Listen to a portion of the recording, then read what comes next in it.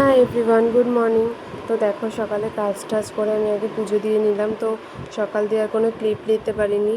তো তারপরে রেডি হয়ে তো আমি ক্লাসের জন্য বেরিয়ে গেছি। আমার আজকে সেকেন্ড ডে ক্লাস ছিল, তো ভালোই ছিল। তো তারপরে ক্লাস করে বাড়ি চলে এসেছি। তো দেখো, তারপরে পাশে দুটো দিদা প্রসাদ দিয়েছিল, তো সেটা খেয়ে ছোট দিদা আবার প্রসাদ দিয়ে গেল, তো সেটাও খেয়ে নিলাম। তারপরে ঝটপট করে একটু রেডি হয়ে নিলাম। আজকে একটা মামির বাড়িতে নতুন জামা পুজো, তো সেখানেই যাচ্ছি। তো দেখো, মধ্যে স্টেশনের ওখান দিয়ে দাঁড়িয়ে একটু মিষ্টি নিয়ে নিলাম। তো তারপরে দেখো আমরা পৌঁছে গেছি। তো বোন, মাসি, আমি আর দিদা গেছিলাম। তো ওখানে গিয়ে ফার্স্টেই ঠান্ডা দিয়ে দিল।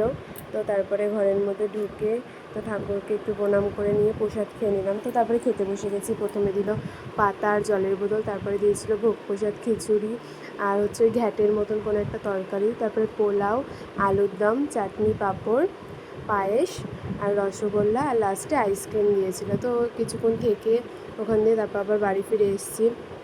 তো দেখো, বাড়ি ফেরার সময় আমি একটু ঠাকুরের জন্য মিষ্টি নিয়েছিলাম। সকালে যেহেতু তাড়াহুড়ায় ঠাকুরকে দিতে পারিনি, তো সন্ধেবেলায় একটু ঠাকুরকে মিষ্টি, আমের দিয়ে এগুলো দিয়ে পুজো দিয়ে নিলাম। তো পুজো টুজো দিয়ে প্রসাদকে একটু ছাদে গিয়ে বসেছিলাম। এত বিদ্যুৎ চমকাচ্ছিল আর হাওয়া দিচ্ছিল, মনে হচ্ছিলো বৃষ্টি হবে, কিন্তু লাস্ট পর্যন্ত হয়নি আর।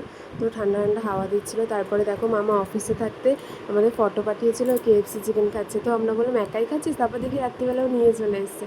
তো এই পর্যন্তই, টাটা, বাই।